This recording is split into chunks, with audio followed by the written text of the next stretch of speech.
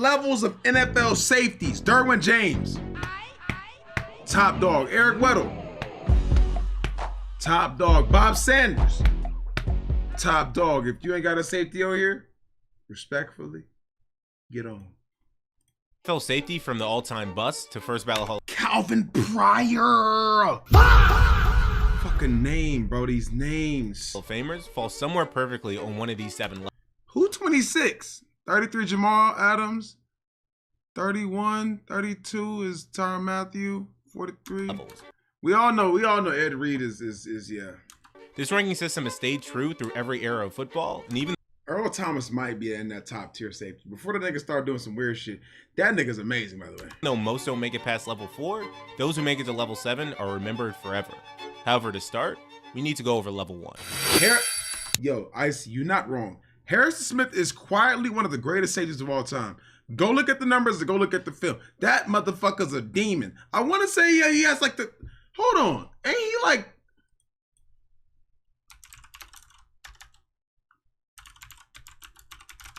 I could have sworn he's like a top 10. Yeah. He right here. Harrison Smith, where he at? 37 picks. Crazy. He leads all active players. He leads all active players. It's just Paul Krause has 81. Fucking crazy. Ed Reed has 64. That's crazy. Level 1 are the busts. To define a bust, we're only going to be picking players who were drafted in the first round with high expectations and didn't live up to them. To start, we have Jonathan Abram. Ooh. The Oakland Raiders drafted this dude. It's the Raiders, though. Blame the Raiders. With the 27th overall pick in 2019, thinking they found their hard-hitting safety who could anchor their secondary. What they got instead was a walking penalty machine who couldn't stay healthy. Damn. In his career, Abram manages 5 interceptions across 55 games over 6 seasons, amongst a litany of injury. That's just not good enough production from a first-round pick. Then you have Matt Eaton. The Baltimore Ravens drafted him with the 32nd overall pick in 2013, thinking they had found their successor to Ed Reed. Instead, they got a guy who finished his career with just 131 total tackles and 1 interception over 4 seasons. Damn. The Ravens were so disappointed that they moved on quickly, and Elam never found his footing elsewhere. From West Virginia? I think I know who you're talking about. I remember because he was like a bigger safety, right? He's still hated in Baltimore to this day. And we can't forget Calvin Pryor. The New York Jets took him with the 18th overall pick in 2014, believing also they had found their hard-hitting safety across the middle. Calvin Pryor was a demon in Madden, though, especially Mutt. That nigga forced hella fumbles. Instead, he gave them just 2 interceptions, 193 total tackles over 4 seasons before washing out of the league. Jets kept trying to make it work for their 3 seasons before finally giving up, and his brief stint in Jacksonville was forgettable. But level 2 is where we get to starting level safety. CD Deuce! Now, if you've seen any of the other 7 level videos in this series, you know typically this is reserved for rotational players or backup positions. But honestly, the safety position is so stacked at every level after this, I'm just going to be using this as the starters level. These guys are very solid, dependable safeties, but you're not going to confuse them with the top tier of safety. Take Reed Blankenship. This guy went undrafted from Middle Tennessee and has carved out a nice role with the Philadelphia Eagles, Joseph, putting up 230 career tackles and 8 interceptions over 4 seasons. Nothing flashy or spectacular, even though he is an exciting white. Just does his job when yeah, that name is amazing. Called upon. Then you have Justin Reed, who's a perfect exciting example of this level ceiling. Most of his career has been solid and dependable. The Texans, Chiefs, and now Saints have all trusted him to start games and make the routine plays. But here's the thing, these guys are really invaluable because they can absolutely be crucial to winning it all. Reed proved that with 2 Super Bowl rings in Kansas City. Yeah. Reed Blankenship proved that with the Super Bowl ring with the Philadelphia Eagles, and so did Chauncey Gardner-Johnson. He represents another classic level 2 guy. He had decent production bouncing from New Orleans to Philadelphia to Detroit, back to Philly, and now in Houston. 18 career interceptions and 314 tackles over 7 seasons. He's always been pretty good, never bad enough to need an immediate upgrade, but he was never consistent enough or loved enough in the locker room to stay on one team. Level 2 safeties will help you win championships as role players, keep your defensive coordinator happy with their reliability, but don't expect them to be the focal point of your defense. You know what's crazy though, Josh? I think CD Deuce is gonna wait until like week 9 and then join a team and then go for a Super Bowl run. Cause ain't no point in him joining a team like, let's say, that looks good right now. For example, like the Chargers. Could we use him? 100%. It's no point in him joining us and then we ended up not making the playoffs or something, like something, you know what I'm saying?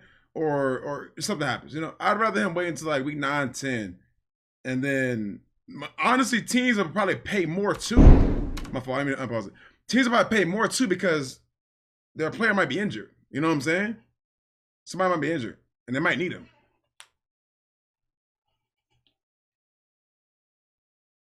My massage gun putting in work.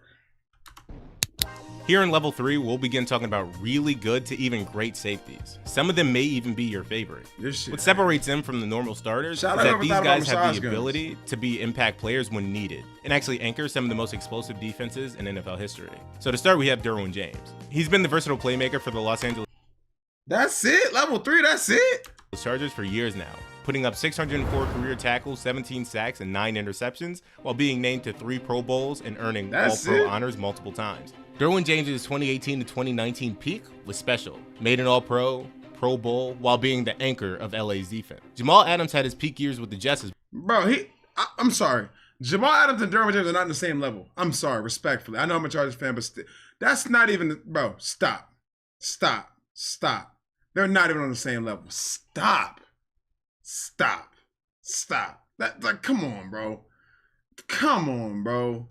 Like, come on, man. Well, putting up elite production with over 21.5 career sacks. Jamal Adams showed what he could do in New York, but once he got traded to Seattle and beyond, the production fell off significantly. Brian Branch's impact is insane. With already over 7 interceptions, it's been extremely impressive, showing he could make plays at the highest level right away. He's still early in his career, and needs to prove he can maintain that level of high play over multiple seasons for me to put him in the next tier. You have guys like Jordan Poyer, Kevin Byard. Hey, y'all remember that combo of fucking Poyer and Micah Hyde? Jesus. Boy, that shit was spooky. That was a spooky time period against Buffalo, nigga. Because that's when they had him, they had Gilmore, they had Ronald Darby, and I think Tre'Davious White. Boy, that secondary was crazy. Antoine Winfield Jr., Xavier McKinney, and Jesse Bates here as well. These guys are great high-level starters. There's no way you put Jamal Adams in the same fucking thing as McKinney, Bates, and all them. I'm sorry. There's no way Jamal Adams is making this. No. No. Just not the Ring of Honor honorees like the next group. No, that's no. The Ring of Honor players. Kyle Hamilton is the perfect example. They gotta turn on my massage gun. What the fuck? Don't get me wrong. I fuck with Kyle Hamilton heavy. But what does he do way better than the other than Derwin, Jesse, McKinney? I'm missing one more too. I'm missing one more. I just said it. I'm missing one more. But this is kind of crazy. Of this level's ceiling and current trajectory. When he can stay healthy, he's absolutely dominant. 2023 All-Pro season with 4 interceptions and elite coverage made him 100% recency bias. Look like a future 100% recency bias. This is recency bias. Superstar Hall of Famer. He's only better than Jamal Adams. That's it. Like clear cut better than Jamal. That's it. But what separates him is he's still building his legacy. 3 seasons with 2 Pro Bowls and a first team All-Pro. He's definitely on his way to the next tier. Cam Chancellor might be the most physical. It's no fucking way you putting Kyle Hamilton and Cam Chancellor in the same category. Stop. Dominant safety at this level. Stop. The main reason is because Kyle Hamilton ain't that good in coverage. Neither was Cam Chancellor, but Cam Chancellor is fucking feared. Kyle Hamilton ain't this good. He's not that good in fucking coverage. Trust me. I'm a fan of him. He's not a mate. Like, that nigga gets cooked by he gets cooked by good tight ends. 4 Pro Bowls, 2 All-Pro selections, and he was the enforcer on the Legion of Boom. His 2013 to 2014 peak was absolutely incredible, anchoring one of the greatest defenses in NFL history. But here's the thing. Despite all the individual success and team accomplishments, Chancellor's career was cut short by injuries, and he doesn't quite have the longevity for Canton. Sean Taylor represents the tragic what-if of this level. 2 Pro Bowls, an All-Pro selection, and he was putting together an incredible.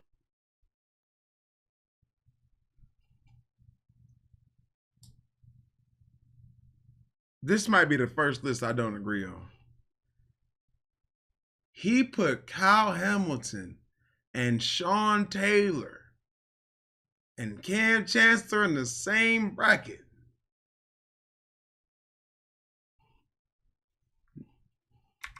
What if of this level? 2 Pro Bowls and All-Pro. I know that, but I feel like the what ifs should be a level below. Because it's not what they did, it's what if they did, or what if they did. What if that should be a level below the people who have already proved the what ifs. You know what I'm saying? That's my problem with this right now. Selection, and he was putting together an incredible 2007 season with 5 interceptions in just 9 games before his life was tragically cut short. In just 4 seasons, Taylor had 12 interceptions, 305 tackles, and was already being mentioned among the elite safeties in the game. Like, Devin bro. McCourty, Harrison Smith, Darren Woodson, and Rodney Harrison are guys here as well. Darren Sharp. There's no way you're saying Harrison Smith and Kyle Hamilton are on the same level. Respectfully, no. No. For 2.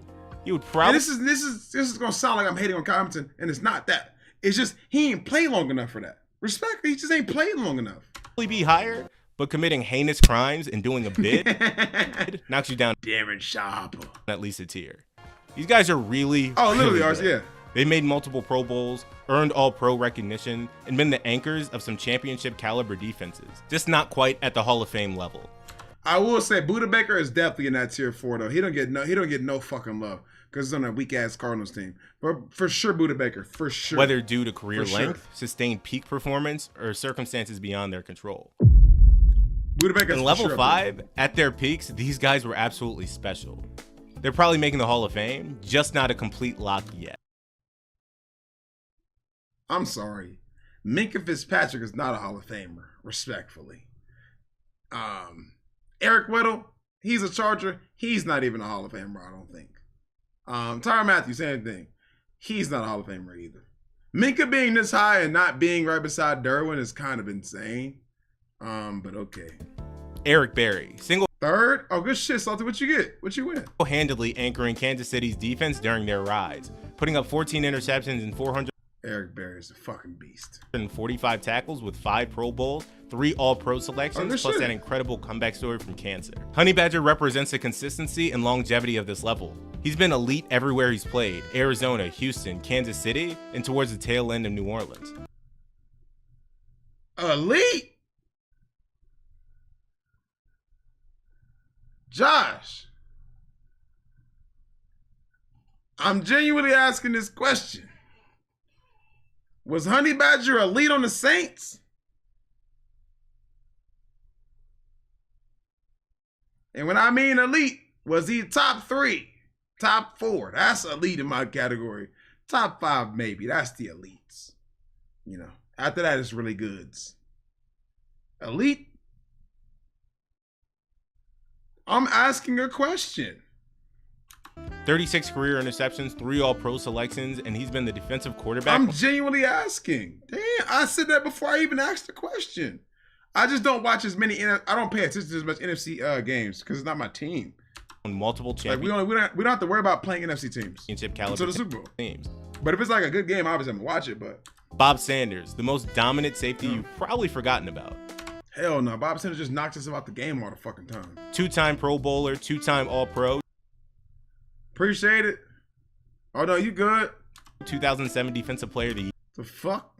Year, and a Super Bowl champ with Indianapolis. They would not have won that Super Bowl without him. Here's the problem. Bid pulled my stream up and got some coochie off of it. I'm already seeing it. Bid pulled my stream up at the bar and was like, "Look, I fuck with Vic," and she was like, "Oh my god!" And then she threw him the draws. Problem with Bob. Bob Crazy. Sanders only played more than 10 games in a season just 3 times in his career, constantly dealing with injuries that kept Crazy. him off the field. But when he Ain't no constant. He always knocks us out the game. played, he was I arguably mean, ain't no way. He always. Well, I didn't say constant, but he always knocks us out the game. the most impactful Always. safety in the game. Guys like Minkah Fitzpatrick, Earl Thomas, and Eric Weddle are here as well. I told you. That's what Possibly he on the said, Hall bro. of Fame watch, held the title as the best safety in the league for multiple seasons, but are not the first ballot Hall of Fame lock just yet. All right, let's see level 6s. First ballot Hall of Famers. These safeties can slow Yeah. down the game, speed it up, then switch gears completely and do something you've never seen before.